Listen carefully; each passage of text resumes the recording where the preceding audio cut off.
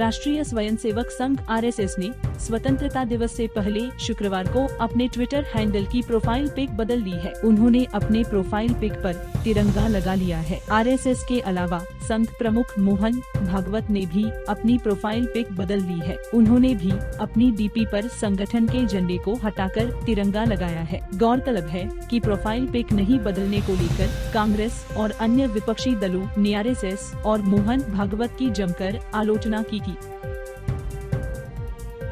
प्रधानमंत्री नरेंद्र मोदी ने बर्मिंघम में हुए कॉमनवेल्थ गेम्स से लौटे भारतीय खिलाड़ियों से मुलाकात की। PM मोदी ने अपने निवास स्थान पर भारतीय दल की मेजबानी की। इस दौरान उन्होंने खिलाड़ियों से कहा कि भारतीय खेलों का स्वर्णिम काल दस्तक दे रहा है और अब अच्छे प्रदर्शन पर संतुष्ट होकर चुप नहीं बैठना है। प्रधानमंत्री नरेंद्र मोदी ने कहा, हमारे प्रदर्शन का आकलन सिर्फ पदकों की संख्या से संभव नहीं है, क्योंकि हमारे कई खिलाड़ियों ने बेहद करीब से पदक चुके हैं। कहीं 1 सेकंड का फासला रह गया तो कहीं 1 सेंटीमीटर का, लेकिन आगे हम उसे भी कवर कर लेंगे। ये मेरा आप पर विश्वास है। PM मोदी ने कहा, जो खेल हमारी ताकत रहे हैं उनको तो हम मजबूत कर ही रहे हैं। साथ साथ हम नए खेलों में भी अपनी छाप छोड़ रहे हैं। हॉकी में जिस तरह हम अपनी विरासत को फिर हासिल कर रहे हैं, उसके लिए मैं हमारे देश की दोनों टीमों के प्रयास, मेहनत और मिजाज की सराहना करता हूँ।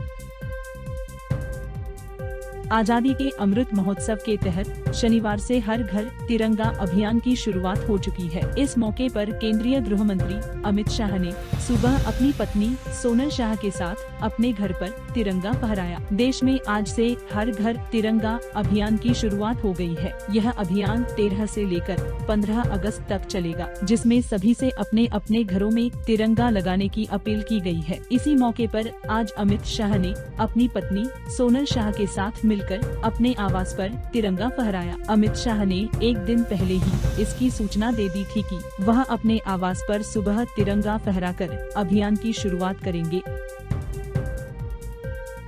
उत्तर प्रदेश के बांदा में हुए दर्दनाक नाव हादसे में मरने वालों की संख्या में बड़ा इजाफा हुआ है और मृतकों का यह आंकड़ा 11 पहुंच गया है। बांदा नाव हादसे में लापता 17 लोगों में से आज यानी शनिवार को 8 लोगों के शव बरामद किए गए, जिनमें 5 पुरुष और 3 महिलाएं शामिल है। हालांकि अन्य लापता लोगों की तलाश के लिए रेस्क्यू ऑपरेशन अब भी जारी है। माना जा रहा है कि मृतकों का आंकड़ा और भी बढ़ सकता है। बता दें कि गुरुवार को दोपहर 33 सवारियों से भरी नाव अचानक यमुना नदी में समा गई थी, जिसके बाद पूरे इलाके में हाहाकार मच गया। IAS अधिकारी शाह फैसल की प्रशासनिक सेवा में वापसी हो गई है। शनिवार को शाह फैसल को केंद्रीय पर्यटन विभाग में उप सचिव के पद पर नई जिम्मेदारी सौंपी गई है। Shah Faisal civil service exam 2010 के बैच में टॉप रहे थे। उन्होंने 3 साल पहले IAS की नौकरी से इस्तीफा देकर जम्मू कश्मीर में राजनीति ज्वाइन की थी। हालांकि केंद्र सरकार ने उनके इस्तीफे को स्वीकार नहीं किया था। उत्तर प्रदेश के नोएडा में सुपरटेक का ट्विन टावर को गिराने के लिए सुप्रीम कोर्ट ने अब 4 सितंबर तक का समय दे दिया है। ट्विन टावर में आज से बारूद लगाने की कार्रवाई शुरू की जाएगी। इसके लिए विस्फोटक सामग्री हरियाणा के पलवल से नोएडा पहुंच चुकी है। देश में कोरोना संक्रमितों की रफ्तार एक बार फिर तेज होने लगी है। स्वास्थ्य विभाग के मुताबिक बीते 24 घंटे में कोरोना के 15,815 नए मामले सामने आए और 20,018 लोग ठीक हुए। देश में अभी कोरोना के सक्रिय मामले 1,19,264 है और दैनिक पॉजिटिविटी दर 4.36% है। कांग्रेस की अंतरिम अध्यक्ष सोनिया गांधी एक बार फिर से कोरोना संक्रमित हो गई है। इसकी जानकारी कांग्रेस महासचिव जयराम रमेश ने दी है। जयराम रमेश ने ट्वीट कर बताया कि सोनिया गांधी की कोरोना की जांच पॉजिटिव आई है। वह कोविड प्रोटोकॉल के अनुसार आइसोलेशन में है।